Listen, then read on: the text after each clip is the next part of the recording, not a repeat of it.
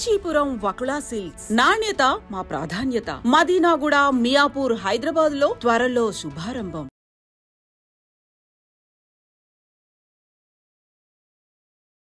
ప్రస్తుతం బ్రేకింగ్ అంతోంది. నిన్న రాత్రి జరిగినటువంటి ఇన్సిడెంట్ ఇది. తీగల కృష్ణారెడ్డి మనుమడు కనిష్క్ రెడ్డి, ఆయనకు కేవలం 19 సంవత్సరాలు మాత్రమే. నిన్న ఓఆర్ఆర్ మీద జరిగినటువంటి రోడ్డు ప్రమాదంలో అక్కడికక్కడే చనిపోవడం జరిగింది.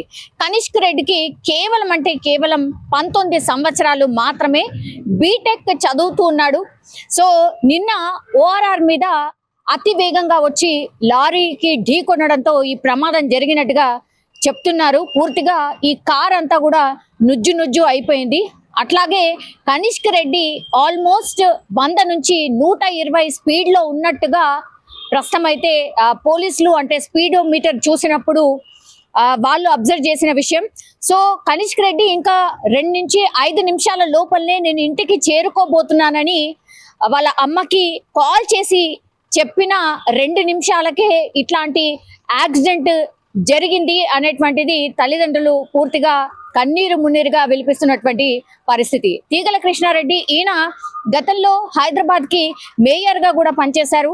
తెలుగుదేశం, ఆ తర్వాత బీఆర్ఎస్, దెన్ ఆ తర్వాత మొన్ననే రీసెంట్లీ కాంగ్రెస్ లో కూడా జాయిన్ అయినటువంటి సిచ్యువేషన్. వీళ్ళందరికీ కూడా రాజకీయ నేపథ్యం ఉన్నటువంటి కుటుంబం.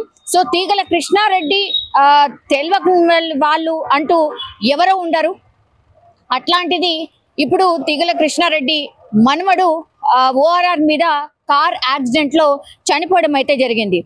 ఎన్నిసార్లు చెప్పినా, ఎంత చెప్పినా కూడా పోలీసులు ఎంత అవగాహన కల్పించినా ఓఆర్ఆర్ మీద మొన్న రీసెంట్లీ పూర్తిగా ఈ బ్రీత్ ఎనలైజర్ తో ఒకవేళ తాగితే మాత్రం తాగి ఓఆర్ఆర్ మీద నడపడానికి వీల్లేదు అనేటువంటిది కొత్త రూల్ ని కూడా తీసుకొచ్చారు.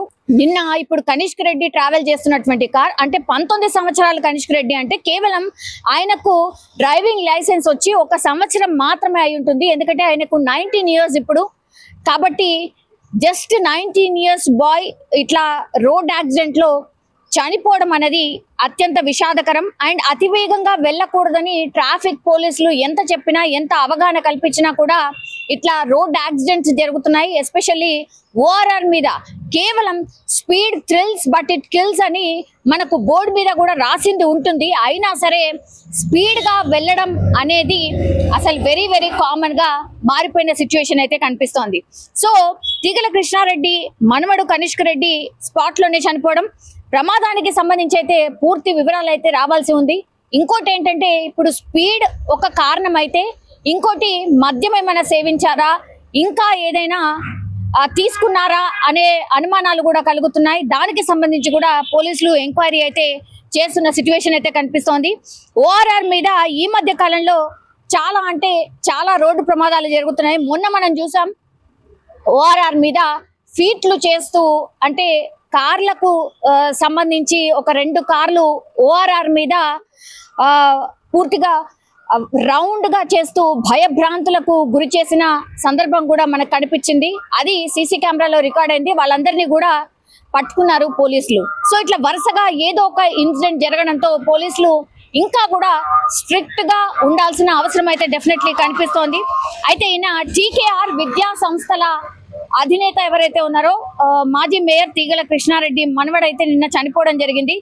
సో మూసారాంబాగ్ బీఆర్ఎస్ మాజీ కార్పొరేటర్ గా తీగల సునరిత రెడ్డి కుమారుడు అయినటువంటి కనిష్క్ రెడ్డి సో రోడ్డు ప్రమాదంలో చనిపోయినరు. అది కూడా శివార్లోని గొల్లపల్లి కలాన్ వద్ద ఓఆర్ఆర్ మీద వేగంగా వస్తూ కార్ లారీని ఢీకొట్టడం, స్పాట్ లోనే చనిపోవడం అయితే జరిగింది.